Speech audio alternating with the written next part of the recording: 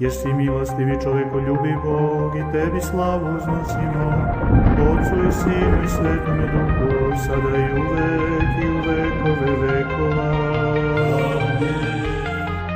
In a world of shadows and secrets untold, where primeval stories make the brave go cold, mighty gods on high and realms below, whispers of legends that shape each soul.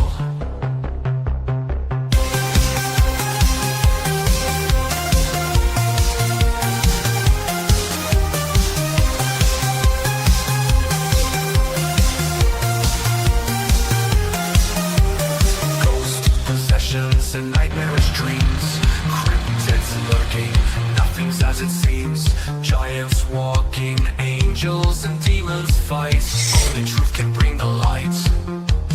Through the echoes of time, the tales unfold, mysteries arise as the prophecies are foretold. From valiant knights to buried treasure, this podcast brings nothing but pleasure. Welcome to myth, mysteries and majesty. Study with us and don't be a travesty. Theology, mythology, fantasy and horror, from dungeons and dragons to Skyrim and Mordor.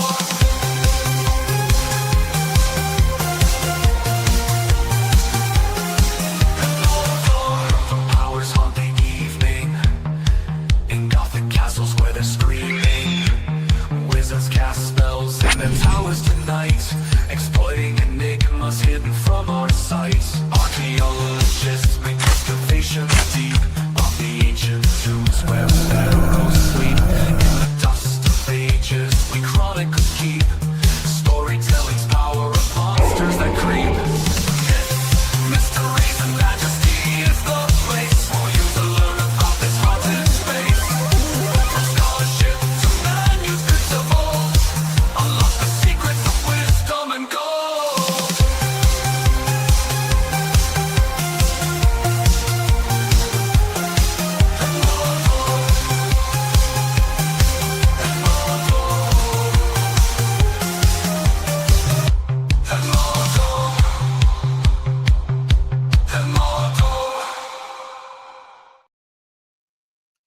Most of us do not deal with supernatural and paranormal things on a daily basis. Most of us go through our lives not seeing or experiencing anything mysterious at all.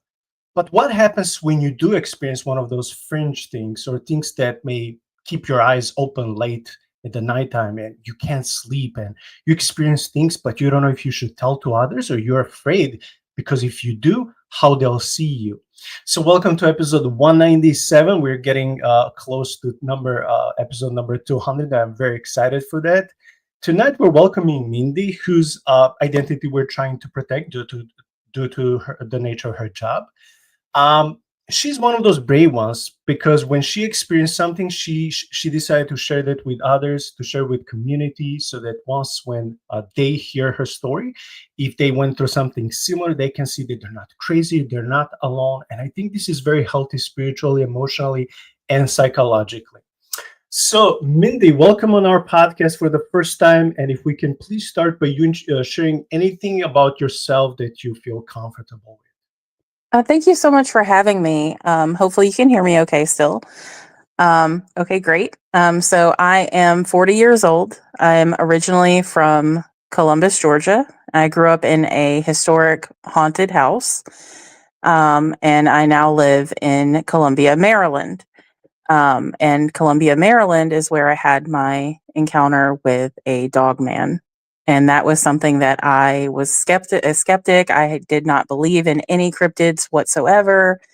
I always assumed that people who said they saw Bigfoot or a Dogman or any other cryptids were misidentifying other animals or were seeing things, or maybe they were a little delusional.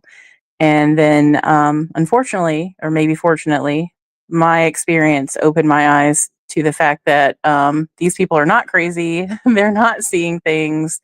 There really are things out there that we don't understand. I have to be honest, Mindy, when I listened to your story on the other podcast, and we'll talk about it later, and I know that over 30,000 people heard and watched your testimony, which I think it's amazing. Um, Many times when I cover podcast material, I do it late at night. So when I listen to or read stories that come from people who've been going through similar things like you, including your story, it's many times after midnight.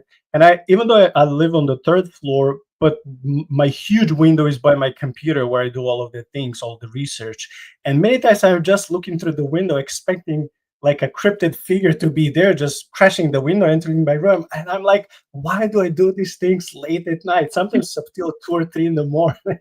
So I'm like, I don't know what I do these things, but it's like there is something about these horror true stories that make you like, I want more. Not to the point of like where you're trying to cross that supposed like border that you should not go and enter. Like if you're, you don't want to be dabbling with that. But there's, I think, something in our human nature was like, hey, I never witnessed this, I never experienced this, but I'm curious. Like I want to learn more. So once when you went and experienced this, and we'll talk about that very soon about the experience.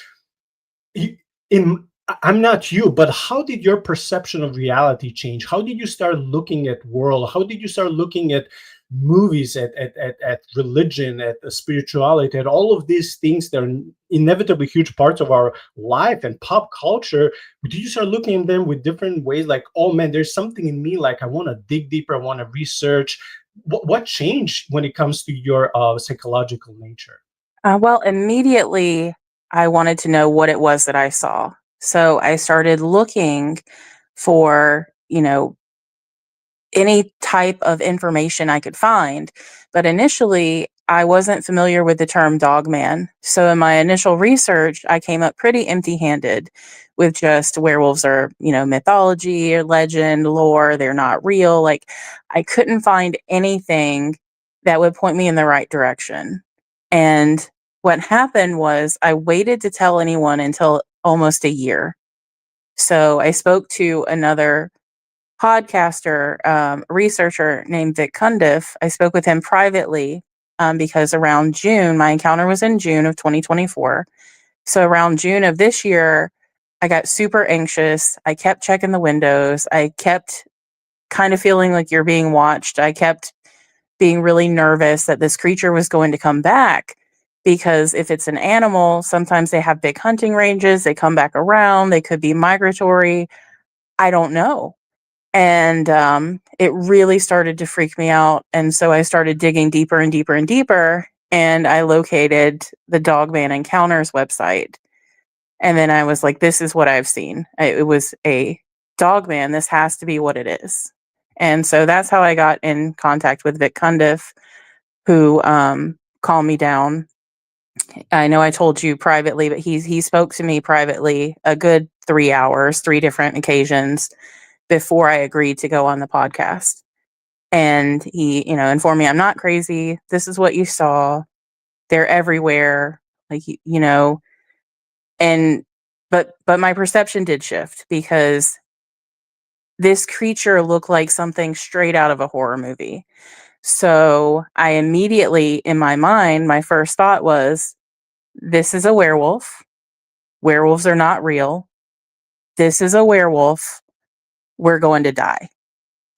So I immediately knew what it was. And then you go back and you're like, well, how did all these people who make all these movies know exactly what a werewolf looks like? Somebody who made this movie or these movies, they must know.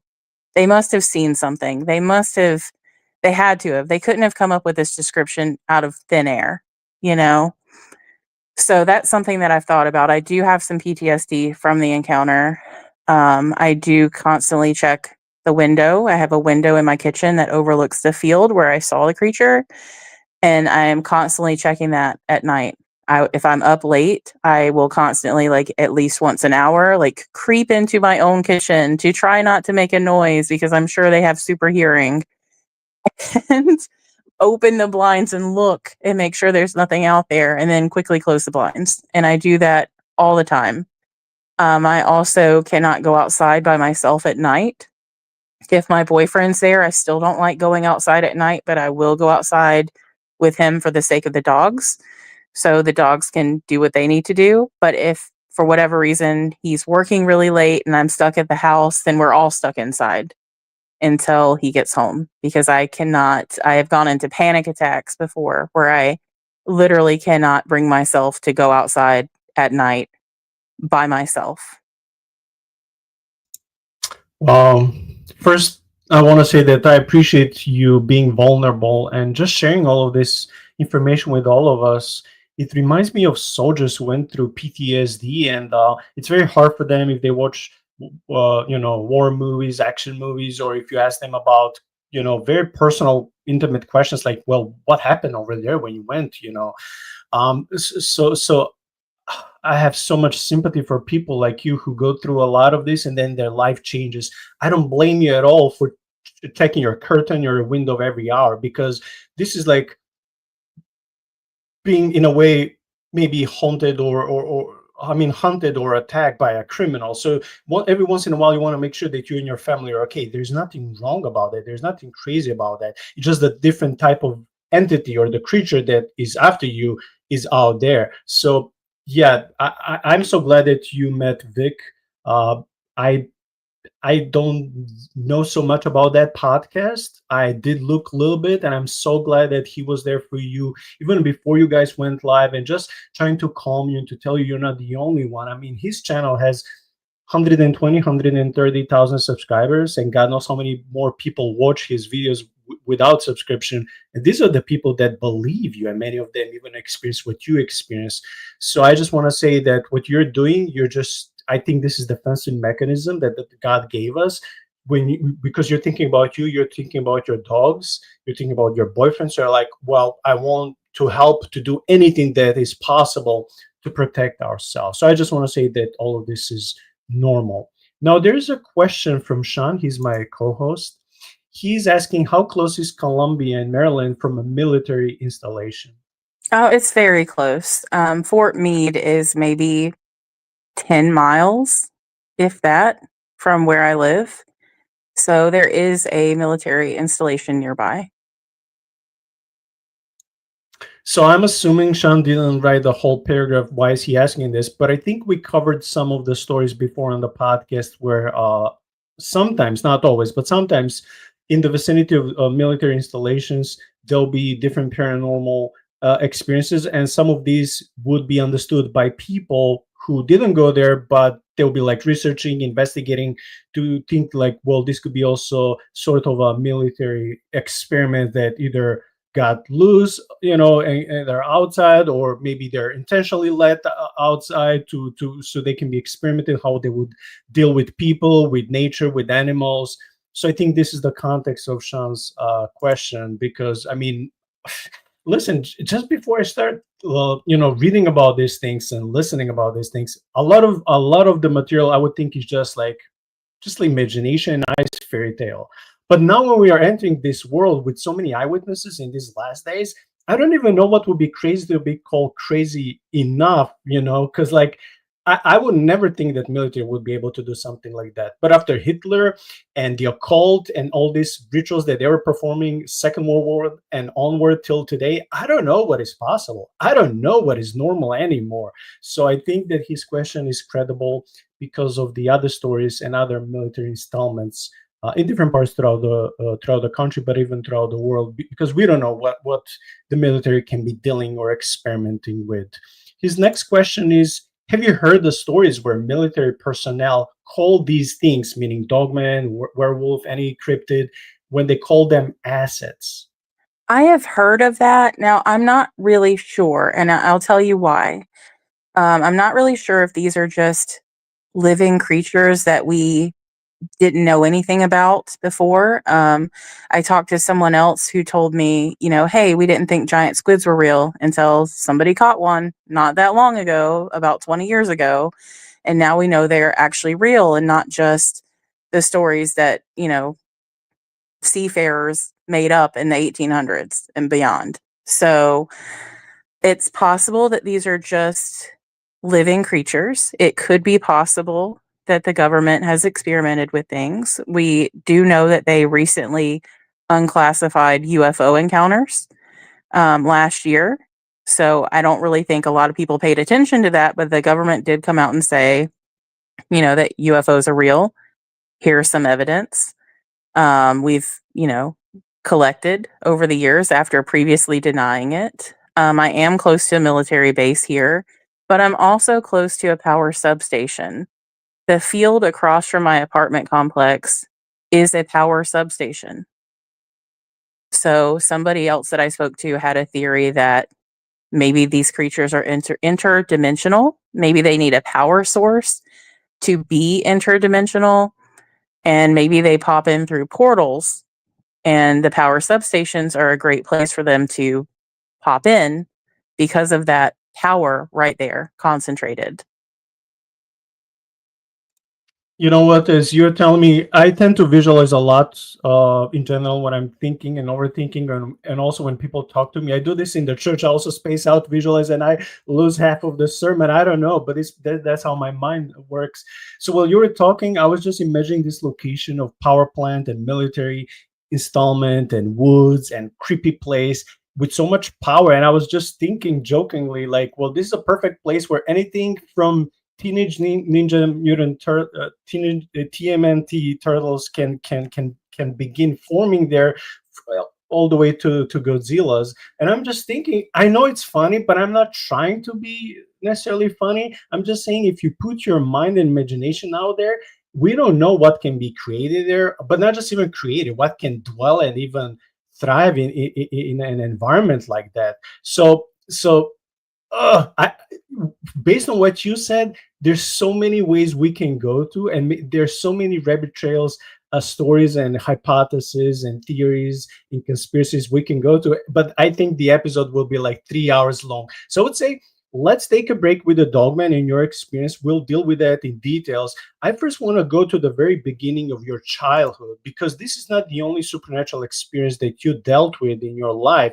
As you were telling me, as a child, you encounter some ghosts. So I think this will be a nice build-up and a nice background and context when it comes to what later happened to your life, because it may not be, I don't know, I'm not God, but it may not be a coincidence that you've been dealing with different supernatural entities throughout your whole life. So maybe if we can start talking about ghosts and your experiences in your life.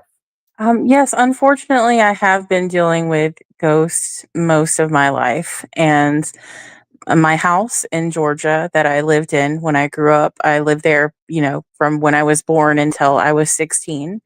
My grandfather still owns that house, but my sister was 3 years older than me, and she was hit by a drunk driver in front of that house. And she was paralyzed from the neck down, ventilator dependent, a quadriplegic because of that. And in the very beginning, she required 24-hour nursing care, and they would work in teams. So you would have two people, all hours of the day. So I constantly had strangers in my house. I constantly had, doors slamming. There wasn't ever any peace. There was always something happening, always, noises, ventilators going off, machines going off, nurses talking to each other, people on the phone at all hours of the night. And one time when I was about 6 or maybe 7, I believe I was closer to 6, the nurses came into my room. My room was next to my sister's room. And they said, "Hey, would you like to play a game with us?" And I was like, "Okay," because I was awake. And my parents were asleep upstairs. So they had a bedroom right at the top of the stairs. And I was at the bottom of the stairs. And then my sister was right next door. So the game that they brought was a Ouija board. And I was like, "Okay, well, how do we play this game?" And they said, "We're going to turn out all the lights. We're going to shut the bedroom door. We're going to hold hands. And then we're going to ask if there's any ghosts." And I was like, "Okay," like I didn't know anything, So I took their hands, and they said, if there's any spirits with us, then move our hands. And our hands started like shaking up and down. And I opened one eye and I looked at one of them and I was like, "You're doing that." And she said, "No, I'm not. Close your eyes." And I looked at the other one and I said, "Then you're doing that." And she said, "No, I'm not." And they said, "If you don't think it's one of us, if you think it's one of us that's doing it, then you ask a question. And I was facing my bedroom door. And I said, okay, well, if someone's there with us, then knock on the door. And immediately there was a knock. But I have to tell you that the way my bedroom was set up, there was a door that my dad plastered over to extend my bedroom and to add a bathroom. So I had my own bathroom and a bigger bedroom. And where that door was is where the knocking started. And the knocking started really light and constant. And it started really light and it got louder and louder and louder and louder and louder until it literally shook the house. And my parents ran down from upstairs. The nurses turned the lights on. They, blew out the candles, turned the lights on. And they were like, "What are you doing?" And we were like, "We were just playing a game." And then they got on to the nurses, like, "You shouldn't be playing games. You should be in there watching our other daughter." And they got on to me for being up so late at night. And then they went back to bed. It was like they knew something was wrong, but I don't think they heard the pounding. And that really scared me because it just didn't stop until my parents started to come downstairs. And it was so loud. It was right by my bed as well. My bed was along that wall. And so I ended up not sleeping in that room that night. I think I ended up making a pallet near the nurse's station and sleeping on the floor where they were. So I wasn't by myself. And then there was another time that I got in trouble because there were crayons melted into my bedroom door. And they were melted into the keyhole. And this is, again, the house was built in 1916. These are the original keyholes. And my dad was digging the melted crayon out. And he was like, "Hey, why did you melt these crayons into your door?" And I was like, I didn't do it. And he was like, "Well, who did it? Did your sister just get out of her wheelchair and melt these crayons into the door and then get back in her wheelchair?" And I was like, "No, I didn't do it." And he never believed me. But I don't think he took the time to stop and think, well, how did a 6-year-old have access to something that would heat up enough to melt a crayon into the door? So there was that. And the seances that the nurses did, they did continue. They just did them. They did them in other rooms of the house. And they would invite me to play with them. And I would, because I didn't really know what I was doing. I really thought it was a game and everything was okay. And it clearly was not a game. And unfortunately, I think I invited some of the things that happened to me into my own life. Just not realizing what I was doing, just assuming this was a harmless game. And it was not a game. There was another time where we moved. I told you I moved when I was 16. So I would ride the bus to school at this location. And it was raining one day, and my dad was waiting for me to get off the bus, and he was real mad. And he was like, "Why did you..." Well, I have to go back a step. I'm sorry. So I left the Ouija board. Okay. I left the Ouija board in the house, but I hid it in the closet when I moved, way in the back of the closet. Didn't take it. It's still my grandfather's house. So some of our stuff was still there and was going to stay there. And he was going to go through and throw some stuff away and what have you. So I left it because I didn't want it. So I left the Ouija board in the back of the closet.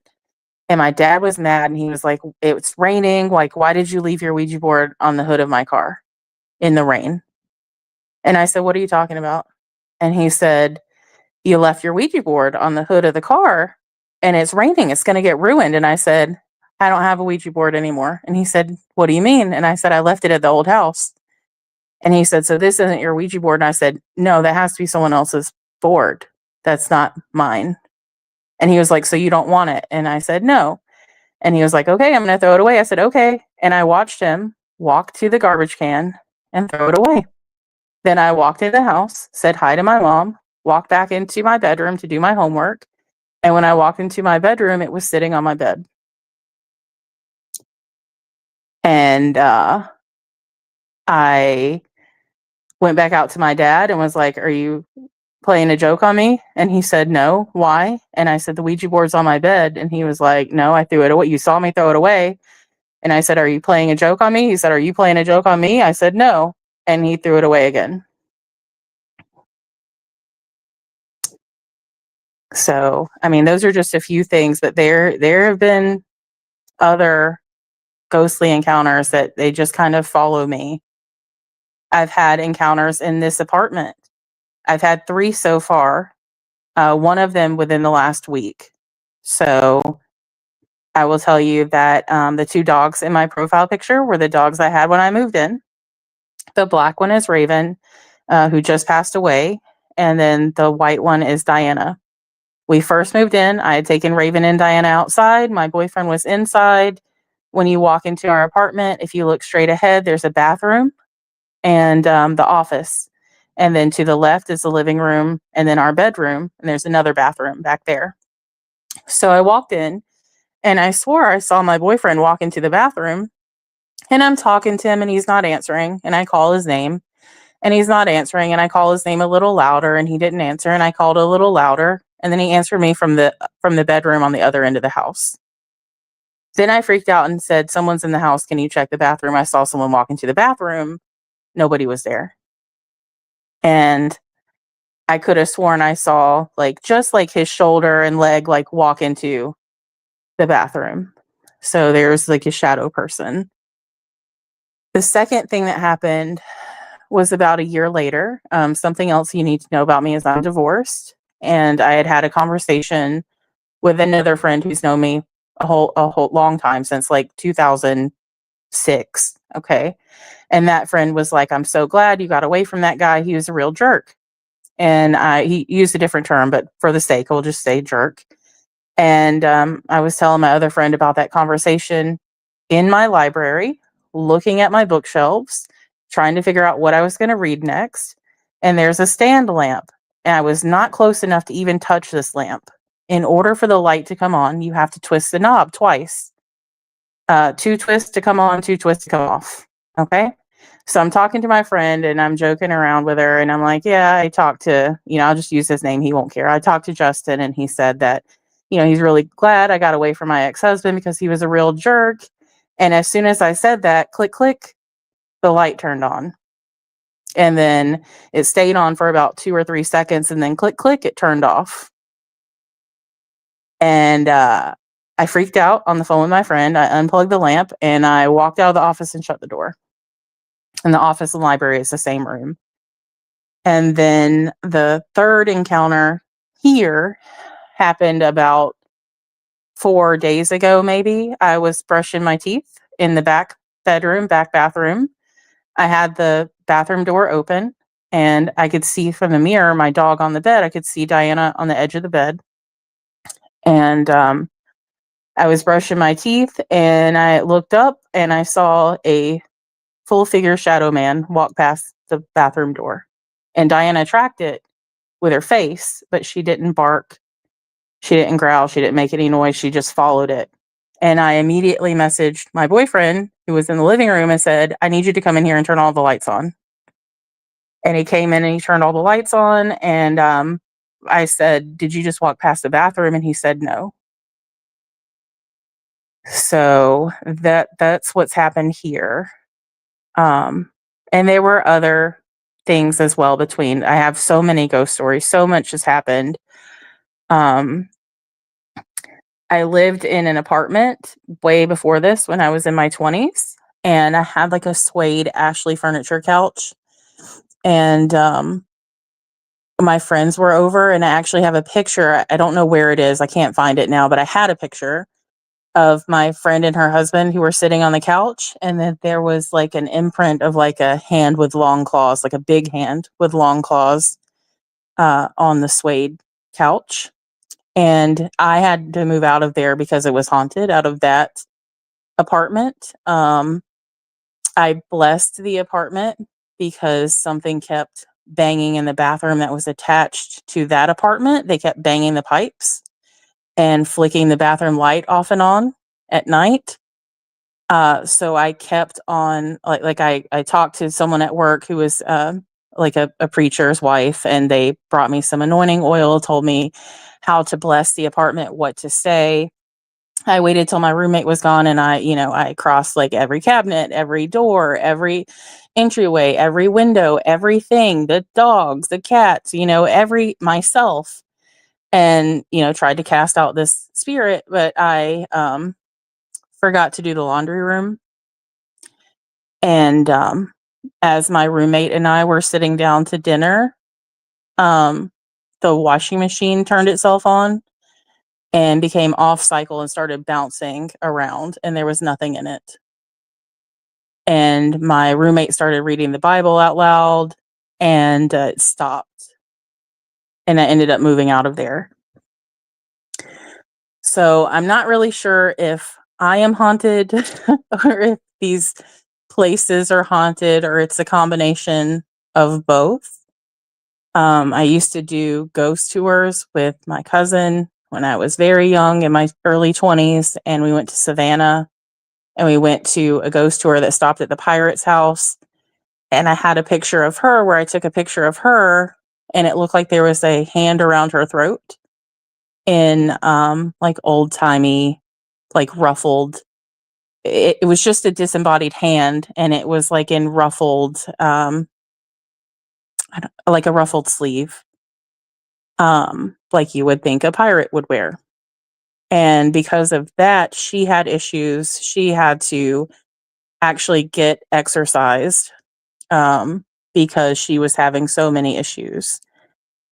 She bought a house in the mountains in North Georgia, which is a 3-hour drive from me. And I would drive up and spend the week with her. And her house is brand new to us. And I was spending the night. I stayed on the couch. Her bedroom was like upstairs in this little loft.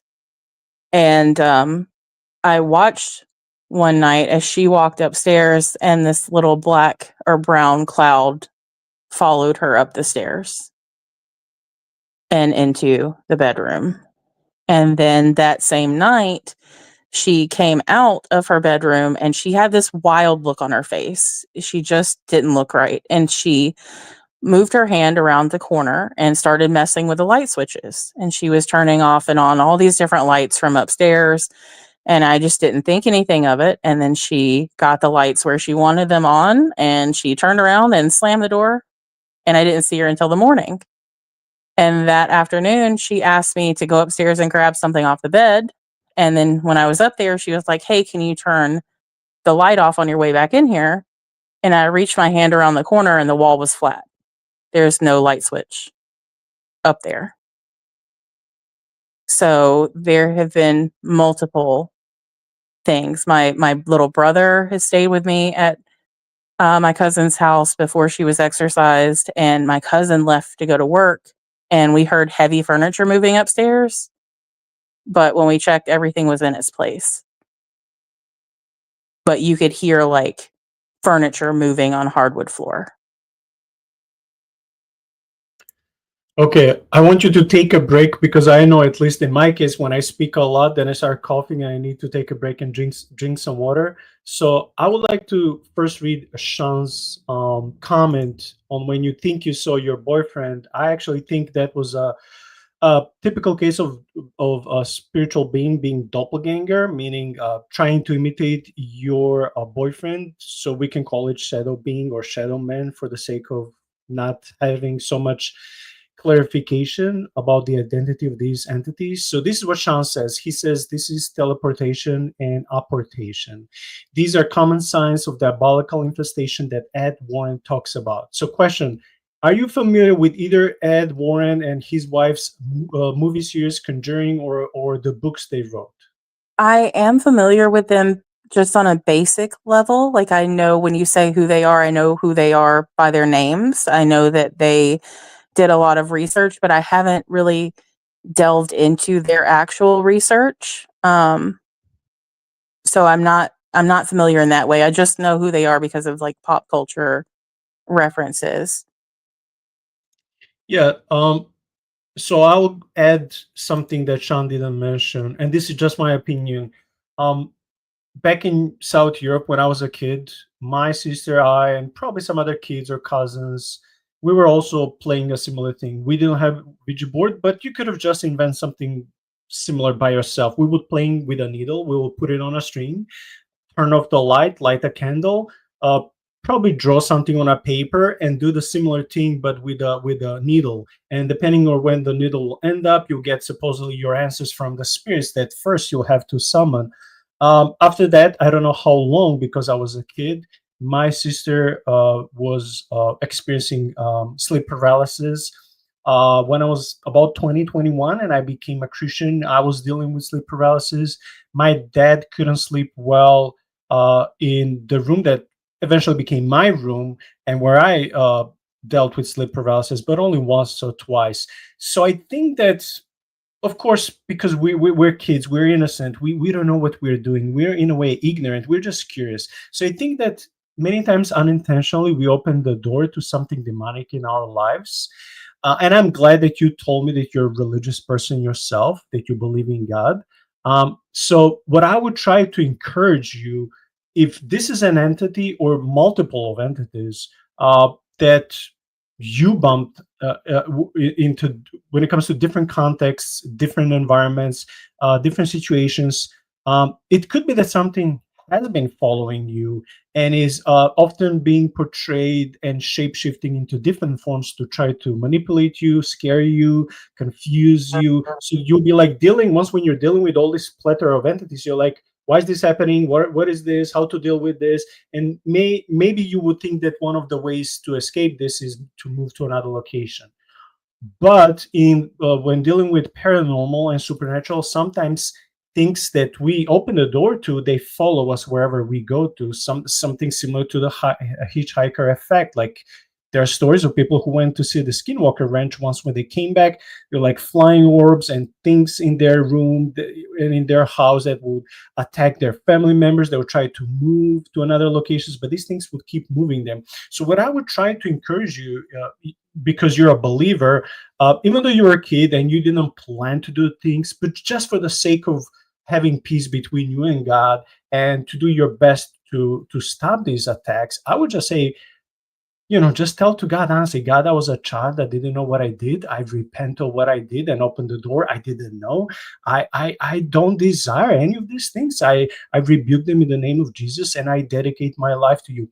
Something of that sort, I believe if you would do, these things would either disappear because they tremble before the name of Jesus, or they would, the number of instances where you will be dealing with something like this, they will be suddenly going down. I'm not God. I cannot say I promise this to you, but I believe this because they're scared only of God. They're not scared of me and you. So I think if you would do something like this, then the whole family attacks and attacks, especially on you, when you're like seeing an individual that resembles your boyfriend, but that's not him. He's in another room. This is a typical case of doppelganger. And you're right, these shadow entities, they do exist. I've read so many stories. I talk with researchers, both Christian, non-Christian, similar stories with different people, but a lot of the details, they match. So they can come as a werewolf or as dogman or as demons or as flying orbs or as a Bigfoot or as shadow man, whatever they are. That's not necessarily more important. The more important is that you're being haunted, you're being attacked. So I believe, I don't know 100%, but I believe if you would just tell to God, God, I opened the door to this unwillingly when I was a kid. I repent of this and I close it. Please protect me. Something like this, I believe, maybe you're already done, but I believe if you do this, then you don't have to worry so much of moving from location to location because these things can follow us. So I'm just trying to encourage you and comfort you because I believe this will be important when it comes to your protection.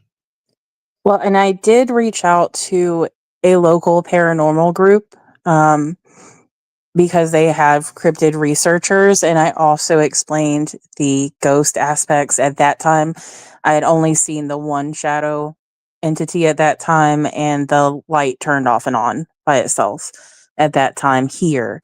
So I explained that to them. They actually have a real Catholic priest that they are in contact with, who agreed to come and bless the apartment that I live in. And there had been some delays, and he was supposed to come out months ago, but there was always a delay, always something going on. Didn't hear from them for a while. As soon as I saw that second shadow man or manifestation of the second shadow figure, I reached back out to them and said, I would like that priest out here now, please. So I know we're working on scheduling that. Hopefully that will be this week sometime. So I am trying to get that resolved. Yeah, But yeah, that's good, and I hope the priest will not just bless your home, but also that he will lead you in a prayer if there's any bond or a pact, so called, or a contract between you, the younger version of you, when you open the door to this, and any entity. I hope the priest will lead you into prayer that will be cut off in the name of Jesus, and that you'll be absolutely free. And I'm honestly looking forward to the testimony that you'll send an email to me or a text message saying, "Hey Nick, this happened, and I didn't suffer from this or this, or any nightmare, or any or any sighting or when it comes to paranormal, shadow man, or cryptid in a long time." I'm just looking forward for the good news and some some miracle, so to speak, in your life. thank you. I mean, and I have all these events that happen, but they happen over time. So it had been years before anything had happened, when I saw what I thought was my boyfriend walking into the bathroom. So it's not like it's constant. There are lulls where I won't see anything for a long, long time. But I do not wish to see them. I do not wish for this. And I will say the first thought I had when I saw that Dogman was, this is a werewolf. Werewolves don't exist. This is a werewolf. We're going to die. And I briefly had a thought that I pushed away that was, if this isn't a werewolf, this is a demon. And then I brushed that off because I was looking at something that was seemingly flesh and blood. It was solid. It was breathing. And I was like, no, this is a werewolf. So the thought did cross my mind. Yeah, I've read the same quotation in the email when you told me, werewolves don't exist, we're gonna die, and that keep resounding in my brain. I'm like, man, that's scary. So let's finally now switch from ghost and shadow people stories and encounters to the Dogman. Like you said, it was June 22nd, 2024, about 1:30 a.m. You're playing Fortnite, and then you're taking one by one your dogs out to do their job. Can we please continue from that point? Yes. And one important note about the Fortnite game I was playing is that I was playing as a white werewolf, or a white wolf-like creature. It may have been a fox, but it looked like a wolf to me. So that will come in of importance later. But I took my dogs out. I took Raven out first, and it was like a normal night, no problem. Did her business, came inside. The field that is across from my apartment, and I'm on the bottom floor. The field that's across from my apartment, it was overgrown at this point. And our apartment didn't do any maintenance of the field at that time because it's not their property. It belongs to the power company. Wasn't their problem. We would always see deer in the field, and Diana, being a younger dog, she was 2 at the time, would always point at the deer. Like, she would do the basic lab point. And I'd be like, yeah, you see the deer? Okay.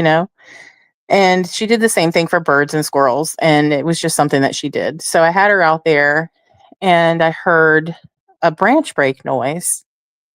And I said, Diana, look at the deer.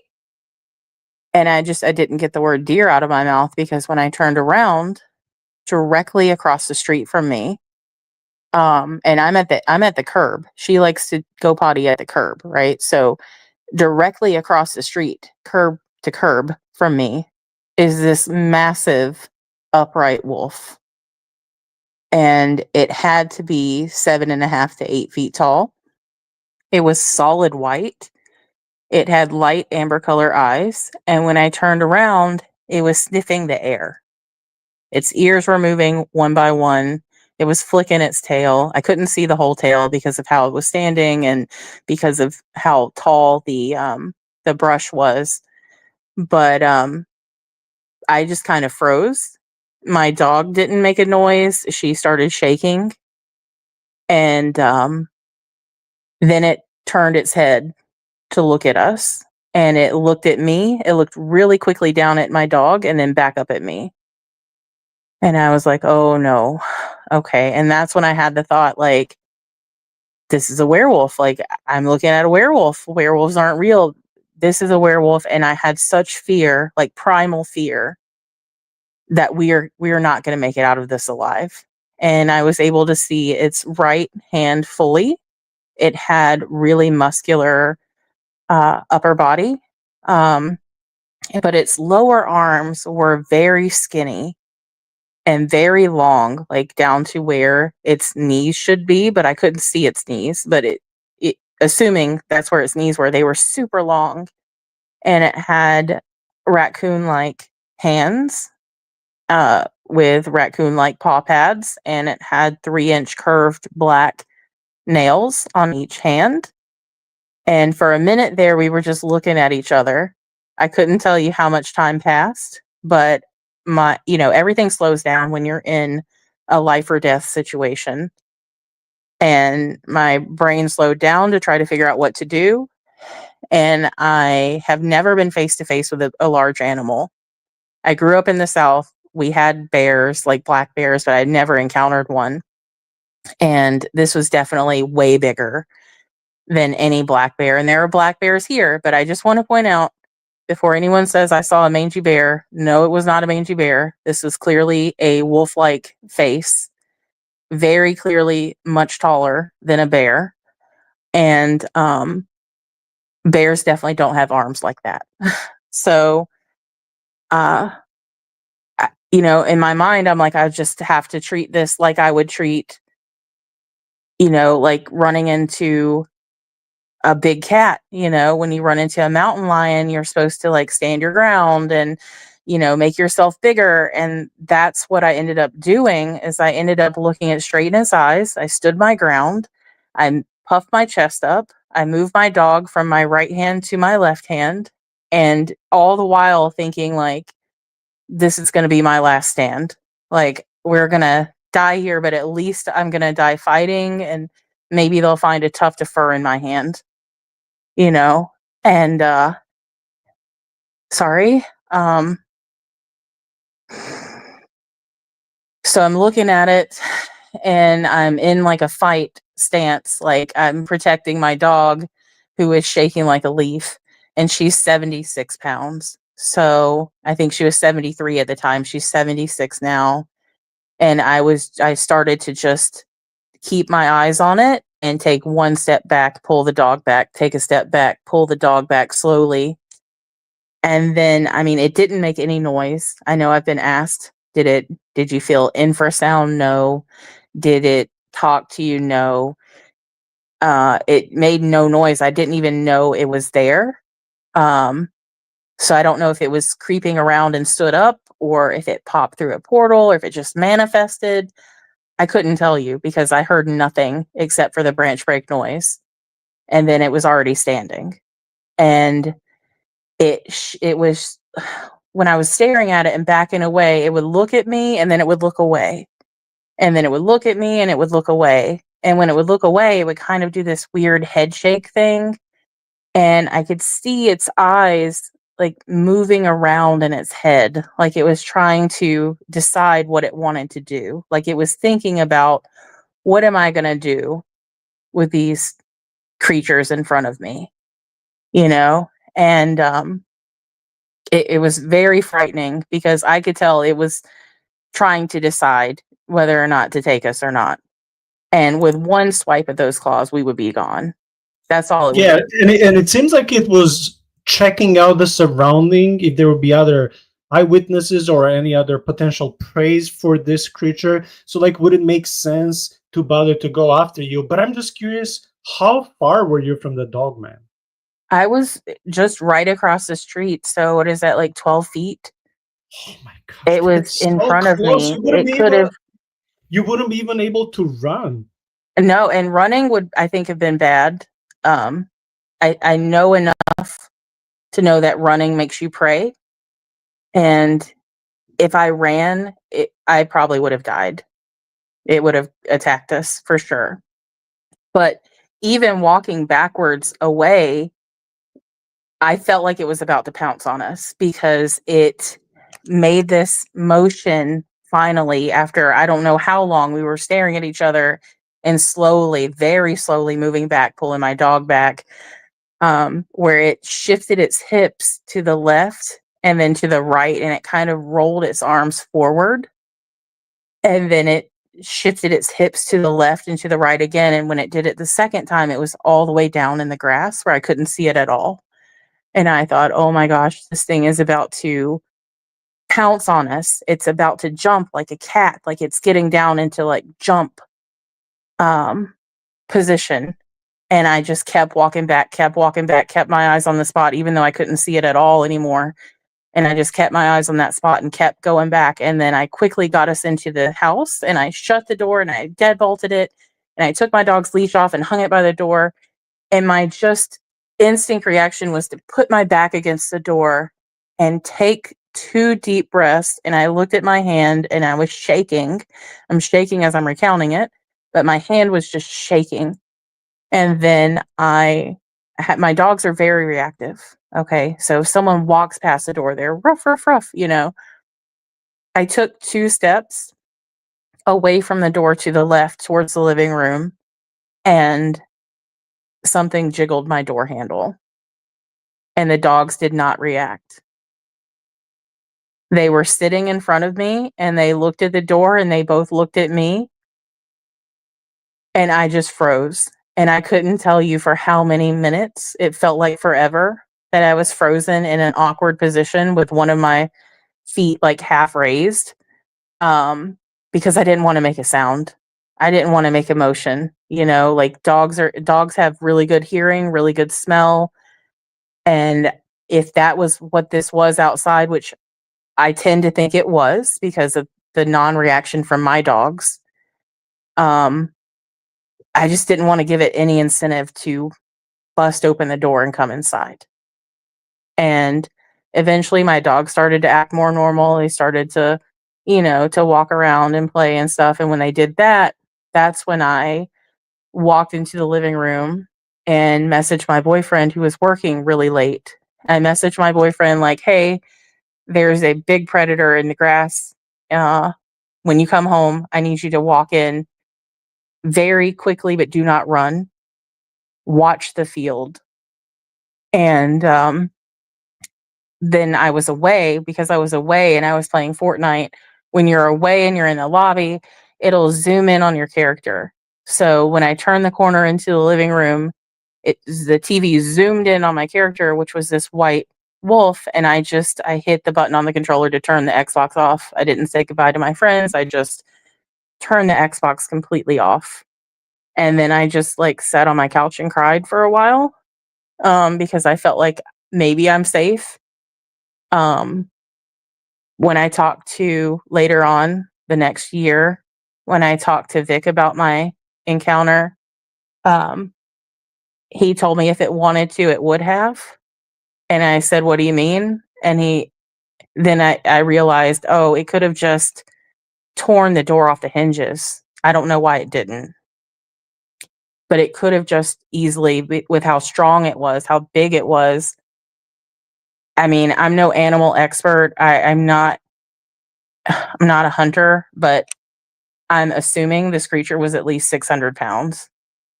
So pretty massive, very muscular at the top. It really could have just easily ripped that door off the hinges if it wanted to. And you said it was 7.5 to 8 feet tall, right? It was very tall, yes. My dad is 6'4", so I know it was taller, a lot taller than that. Man, and you locked the door, but I assume you locked the door, but still you didn't feel safe because you live on the first floor, and like you said, this thing could have just crashed through the door. It could have, or the window. There's a window that overlooks the field, and the blinds that we have are like wooden blinds. So when they shut pretty tightly. Not like regular blinds where you might be able to see through the slats. You can't really see through these. And I just didn't even open the blinds in the kitchen. Thankfully, they were shut. I didn't even want to imagine it possibly looking in the kitchen window, because I've heard stories from people saying that they will look in the windows at you as well. And before I contacted Vic, it became around June 1st of this year, and that's when my PTSD and everything started getting really bad. And I don't know why I did it, but I just was like, this looks like a werewolf. And I was like, let me just type into Google, what was the moon phase on June 22nd, 2024. And it was a full moon. And that really freaked me out. And when I talked to Vic, he told me, like, hey, that was just a coincidence. Like, people see these at all phases of the moon, at all hours of the day. And actually, typically, they're seen more in the daytime than at nighttime. And during my own research, I'm no expert on cryptids, but because I was listening to that episode, he explained to you that this was most probably a dogman, not a werewolf. So for werewolf, for werewolves, I would say, yeah, well, the full moon makes sense. But for dogman, I don't think it makes any difference if it's full moon or not, because if they're merely creatures like animals, like you told me that you started eventually to understand that this is primarily an animal type of creature, not so much like werewolf that can shapeshift, then maybe full moon was a coincidence. Maybe not. I'm not an expert once again, but maybe people see it at different types of the day or night, and also when it's cloudy or sunny, rainy, full moon or not. I don't know if it was a werewolf that was just shape shifting and being full moon. Then based on the pop culture, I would say, oh yeah, that's definitely a strong connection. But I don't know what to think about the full moon, except that it makes it more creepy. It definitely made it more creepy. It freaked me out. I was having trouble sleeping, but and I do have to concede, I was a skeptic before I saw this, so I wasn't familiar with the term dogman until I ran across Vic's website. And so I keep referring to it as a werewolf because that's what I know a creature that looks like that as being. And was it also white like your Fortnite character? It was solid white. All that I could see was white. Its arm, its head. Now the Fortnite character had blue eyes. This had light amber colored eyes, so really light, like kind of golden eyes. So, and was it head more like a dog or more like a wolf? So it was more like a wolf, but it was like a wolf, but it wasn't like a wolf. It was kind of like coyote-like. It had a super long nose, longer than like a typical wolf would have, but it definitely had a wolfish face. So super long snout, really long German Shepherd-like ears. And they were moving independently. They were sticking straight up. They were flicking. Its tail was really bushy. And I could only see a little bit of the tail. I couldn't tell you how long it was because I couldn't see the whole thing. I could only see the bit of the tail that was closest to the body. And it was flicking like a cat when a cat has like a mouse or something and it's about to pounce. Like it just like kind of flick, flick, flick. And it was doing that. And then when it was thinking, when it would turn its head to the side and I could see its hand, it would very slowly like move each of its fingers around. Like it was just kind of like wiggling its fingers on the hand that I could see. We have a question that says, did this creature have backwards rear legs? So its legs were distorted by the grass. Like I couldn't see through the grass to see because it was so thick. I couldn't see what its legs were like. Now, when it started to shift its hips, I could see that they looked, the tops was all I could see, like the hip area, and that did look like a dog. Now, Vic said dogmen can be all colors. He said they're usually black or brown, but he has had reports of white ones before. And I talked to another researcher who is well known nationally, who's told me that there was another report of a white dogman in my area from a few years before. and he thinks it could possibly be the same creature because the description was the same. And the person who saw that one was a retired Baltimore police officer, and he only lived about 4 miles from me. So I've also, in listening to, and I haven't heard them all, but in listening to some of the Maryland reports, there have been many reports of dogmen around my area. The one that stands out to me is someone reported one off of Rouse Parkway, and Rouse Parkway from where I live is down the road. It's down one road, and to the right, you're on Rouse Parkway. There's lots of wooded areas. This is a city. So I might get some pushback from people saying, oh, this is a city, but it's not like Atlanta where it's just buildings everywhere. There's a ton of green space. There's a ton of forested areas. There's a ton of, areas that, like mine, which are wooded, but also have, apartments. And unfortunately, I found from a Redditor that there is the trail that's in that power line field, and that trail does connect directly to Patapsco Valley State Park. And there have been multiple reports of people running into these types of entities or creatures in Patapsco Valley State Park. I know one researcher was calling this cryptid the Patapsco Howler because he said that over a dozen sets of people who did not know each other were in the Patapsco Valley State Park and heard wolves howling, but never saw them. And wolves have been extinct from Maryland since the 1800s. We do not have wolves here. So it's all very creepy. Crazy. I was just researching, and it says that dogmen, when it comes to the United States, they usually tend to be around large bodies of water. So I was just wondering, is there any lake or a river in your vicinity? Multiple. There's the Patapsco River. There is also, we're semi close to Annapolis, which has a large, Chesapeake Bay like waterway. So I mean that's like 25 minutes, 30 minutes from where I live. So there's lots of little rivers. There's lots of streams. There's lots of forested areas.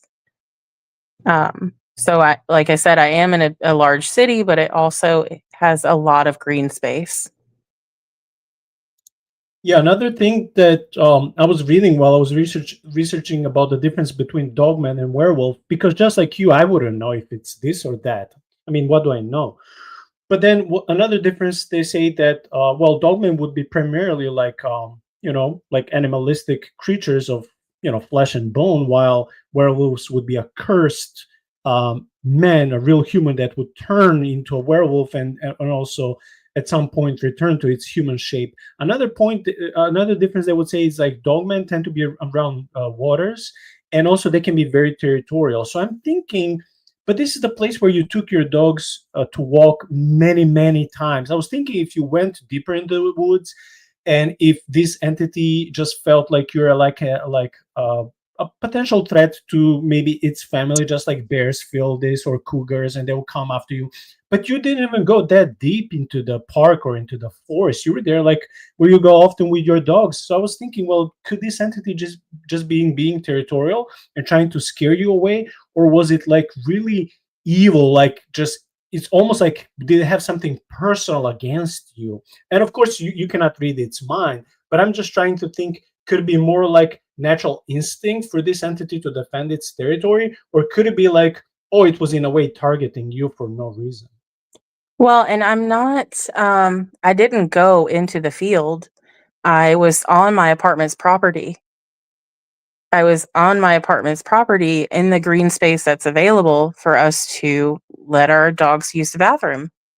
I was right out front of my house. Like you go out my door and there's the area, and that's where I was. I was very close to, my building. I was not across the street. I was in my apartment complex when this happened, and I still live here. Um, it- so do I think it was personal? No. Do I think it was maybe wrong place, wrong time, because there's always deer in that field. Maybe it was hunting the deer, and maybe it thought my dog was a deer. That thought crossed my mind because my dog is a light color and small. And when it turned its head, it looked at me, looked down at my dog real fast, and then back up to me. So another theory is, if it just popped in, it was sniffing the air. Maybe it scented me and my dog and followed us. Maybe that's what it was doing when I turned around. Just getting our scent followed us back to the door by scent. If it wasn't, it couldn't see what door we went into.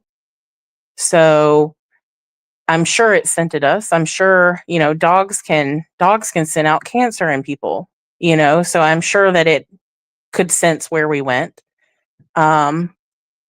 Someone postulated that because I took a defensive stance with it, maybe I made it curious. Maybe it was like, okay, I don't really want to fight this mama animal defending her young, because mother animals will, fight to the death. Maybe I don't want to do that. But then maybe it thought, oh, well, they had to have gone back to their den where there's resources. And if it was hungry, maybe it followed us back to our apartment because of that, and that was an animal way of thinking, an animal thought process, I guess. Maybe it thought all of that. I don't know. I'm not an animal expert by any means. So do I feel like I was targeted? No.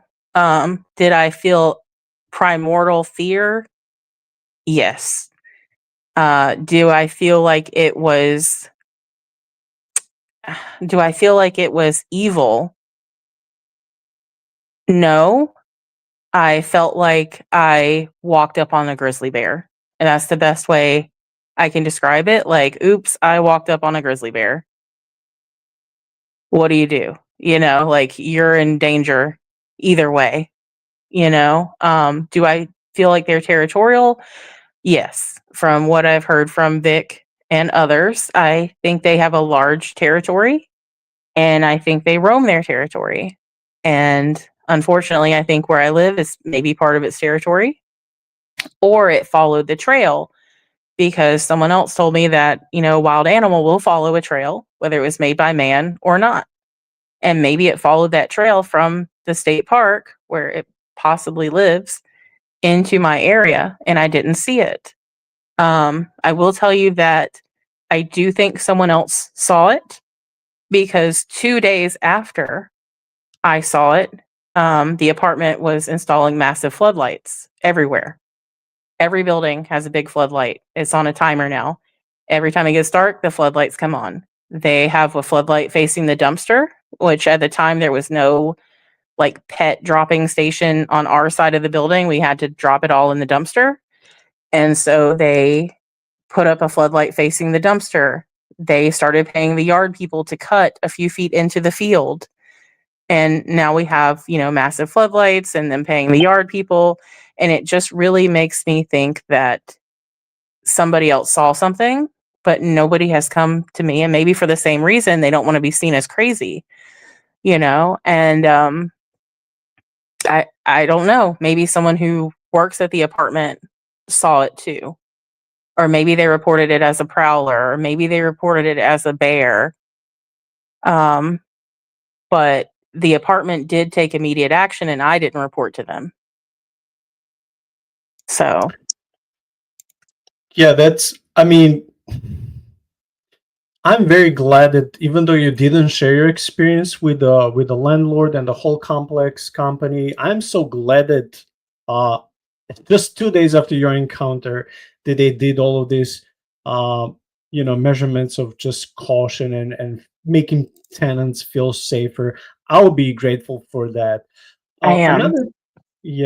Another thing that will be when I was researching and looking about the differences between werewolves and dogman, because just like you, I wouldn't know the difference. They saw that, again, what we mentioned, that werewolf is usually a shapeshifter, a cursed man, whereas a dogman is an advanced animal or cryptid that is born like this. A dogman stays dogman and has a den and does not take human form and may have supernatural abilities to hide in plain sight in daylight hours. The werewolf transforms on lunar events and transforms back to human form after the event. Dogman is born, lives, and dies as a semi humanoid canid, while a werewolf is a human who undergoes a transformation and lives most of their lives uh, as a human being.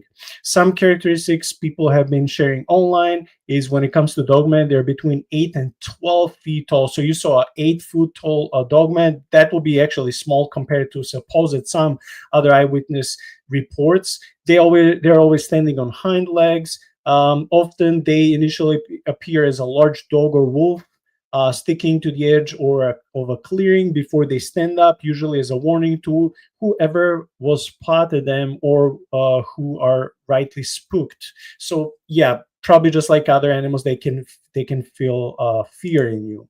They also tend to be aggressive but not lethal. They will chase people off of their territory, displaying aggressive behavior and attack pets and livestock to send a message. The dogman is usually confined to an area and a place, usually a deep wooded section of property, and sometimes they have conflict with people trespassing onto their territory. In the case of werewolves, they roam after transformation and won't kill where they live, as not to draw attention to their identity and return to a normal life after the event. They're not the same. Dogmen have tails and a longer muzzle. Werewolves have no tail and a very short muzzle and are taller than the dogman, and so on and so on. Some people are saying that actually dogman and werewolf are kind of the same thing, but just based on the region in the world, like they'll be called dogman in the United States, in Europe they'll be called werewolf. So there are people with different theories, but basically in what you described, because of the tail and because of the muzzle, it seems like to be more of a dogman than the werewolf. And I know that initially you didn't know too much, but after you talked to Vic and after you did your own research, is that what now you tend to believe that it was more of a dogman than a werewolf? Yes, I don't actually. I'm still somewhat of a skeptic. So I, even seeing this, I don't believe that people transform into werewolves or werewolves transform into people. So I've been using the term werewolf because that's more familiar to me. But this was definitely a dogman, based on that. Now, I will say that Maryland itself has a legend of a cryptid called a Dwayyo. It's Dwayyo. And when you look that up, there is a drawing that someone did a long time ago that looks very similar to the creature that I saw. It's a pen and ink drawing. Um, and I believe that they're calling the dogman Dwayyo. And they've been in Maryland for quite some time.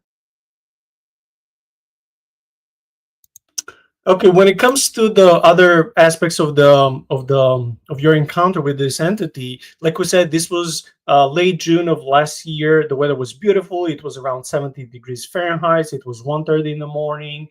This entity was maybe 12 foot away from you. The entity was about 8 foot tall. There were no other people in the vicinity when your encounter happened. You were very close to your home. Once when you encountered the entity, you decided, first you froze, then you decided slowly to move back because you didn't want to run away, because based on at least of documentaries with animals, this would be for them a sign like, hey, my prey is scared and this will actually make me go and chase after the prey. So you did very wise by moving slowly and eventually escaping. And as I ask you, well, once when you felt better and a couple of days have passed away, I ask you, did you find any foot or paw marks or any other tracks on the following days? And you told me that you did not look for any evidence because, of course, naturally you were fearful. But you did look online for some of the similar experiences and stories. So I was just wondering, what is there when it comes to others people experiences that match your story? Well, I just found some comfort in hearing other people have the same experience. And, unfortunately, when you see something like this, there are going to be people who aren't truthful. And so you have to kind of weed through, like, well, that doesn't match what I saw, or that was exactly what I saw. When you're listening to people tell their experience, about what they saw. So that's been a challenge. Like sometimes you'll be halfway through listening to someone describe their encounter and you'll be like, wait a minute, that's not right, and you'll have to move on to the next one. But I have found some peace in knowing that I'm not alone, and knowing that other people have seen this creature. Um, and I think you asked me before the show started, if I was on any, drugs or alcohol or anything like that. No, I am completely sober. I do not do any of that. I don't drink, I don't smoke, I don't do anything. So at the time of the encounter, I was completely sober. I was just hanging out with my friends online, had to take the dogs out, and then unfortunately saw that creature. And it's kind of scarred me since. So Yeah, thank you for sharing that detail. When you already mentioned this, but maybe we can mention another aspect of your psychological, mental, and emotional condition after this happened to you, but both to your dog. How did your life change? How did your younger dogs, Diana, the one that we can see here, the white dog, how did your life and her life change after this encounter? Can we please share this? Even though if some aspects don't make you comfortable, please don't share them. But when it comes to this dread and fear and just anxiety, if we can please share something about that for anyone listening this and maybe going through something similar, including PTSD, so they can know it's perfectly fine to have negative quote unquote emotions, because there are way of combating and dealing with something crazy like this. yes, so I'll start with Diana. She's actually next to me. Hopefully you can't hear her snoring. Oh well. she's she's asleep next to me. But she is a big dog, as you can see. Like I said, she's 76 pounds. She was born in a shelter, so I know what she's mixed with. So she is half Labrador Retriever and she is half American Bulldog. So she's a big burly dog, and she was shaken like a leaf. And she used to be very outgoing, super friendly, would walk up to anybody. And now she's very reserved. If we're outside and she hears a weird noise, she jumps. She wants to immediately go back in the house. We've tried multiple harnesses on her. Every single harness, if she's scared, she's getting out of that harness and bolting towards the door. And she will go straight to the apartment door and sit there until you open the door. And she wasn't like that before. So she is very cautious outside. She is always looking around, has her head on a swivel. Um, and then as far as me, I'm kind of the same way with, keeping my eyes open. Like I'm constantly looking around, seeing who's around, um, constantly checking the window, to make sure, because I have a window that overlooks that area, to make sure that this creature is not out there. If I'm staying up late at night, I'm creeping into my own kitchen like a robber. I am creeping into my own kitchen and very slowly opening the blinds to look out there so I don't spook any animal that might hear me making that motion. And then I quickly close the blinds. And I do that constantly, every hour, if I'm up really late at night, which I am up late at night most nights. I have trouble sleeping. I have nightmares. Now, I've had nightmares in the past because of what happened with my sister. So PTSD is not new to me. But this is added stress. And when there's a full moon, I'm especially creeped out. I'm especially shut down during those times. A few months ago, these missionaries knocked on my door at a full moon, and it was like 9 o'clock at night. And I just said, "Can I help you?" And they said, "We're, with this church." And I said, "Okay, have a good night." And I just shut the door because I'm not inviting anybody or anything into my house on a full moon. I don't care who you say you are. That I'm this sorry, just not but happening. who knocks at 9 p.m. at the unknown door? You weren't expecting them. You didn't invite them. Who knocks and shares? I don't care what religion or what church. Who does it at 9 p.m.?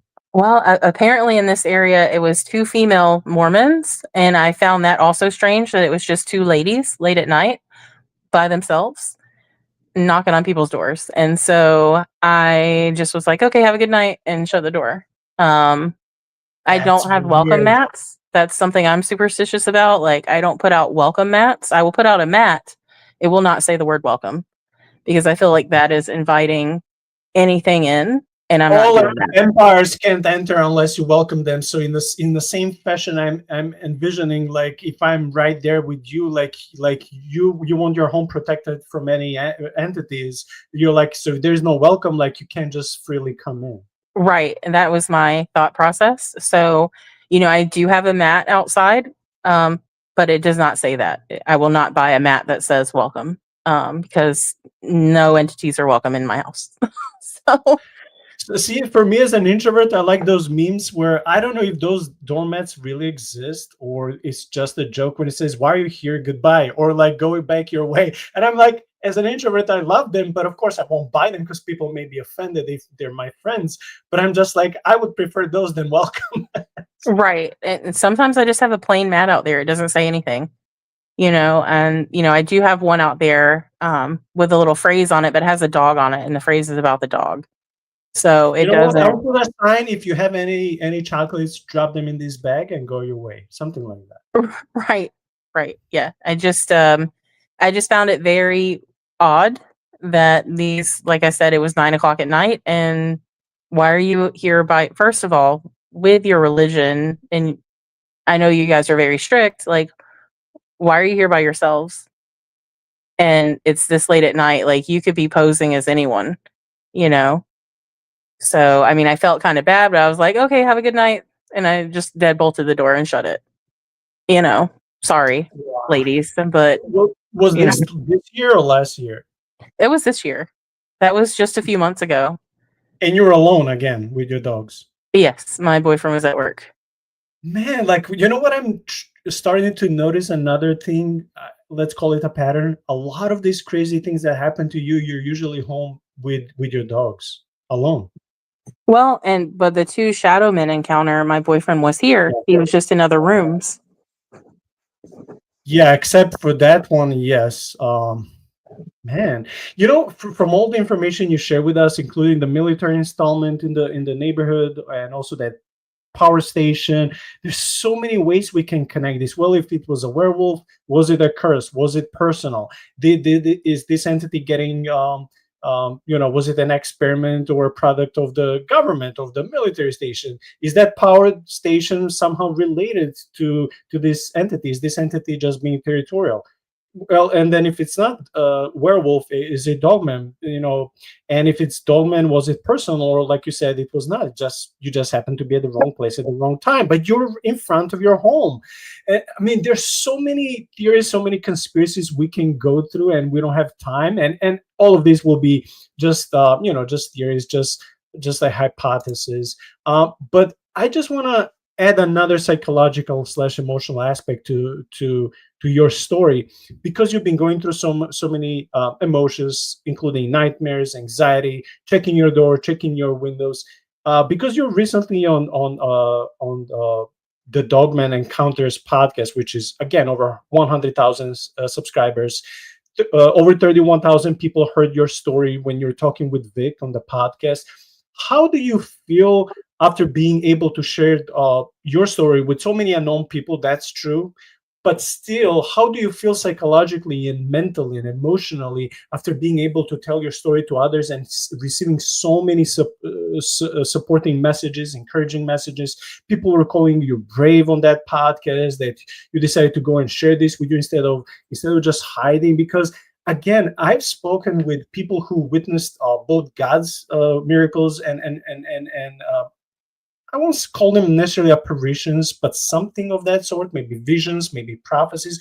And on the other side, I spoke with both religious and non-religious paranormal researchers who tend to tell me that many times people who tend to see or witness something crazy, paranormal, supernatural, mysterious, not all of them are willing to talk. Actually, many people are not willing to share their stories, even with someone close, like pastor or a husband or a wife or a coworker or a parent, because they're afraid to be ridiculed and mocked, or not to lose their job, or not to lose their status in society, or if they're in a big position in a church, not to lose that, or maybe in academia, or maybe in a school. It doesn't matter. They're just afraid not to talk about these things.